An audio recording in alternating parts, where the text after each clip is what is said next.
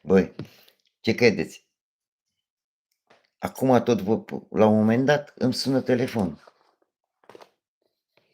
Bă, la un moment dat îmi sună telefonul, frate. Mă uit la telefon, ce zic? Ce-i ăsta nașul meu? Zice, nu răspunde, mă. Zic, bă, nene, cum să nu răspund, că e nevastă mea. Zice, lasă-mă, crizatule, nu răspunde. Și am răspuns, mâncați. Mai zice, mă, bă, unde ești? Că ești plecat de 2 zile de acasă.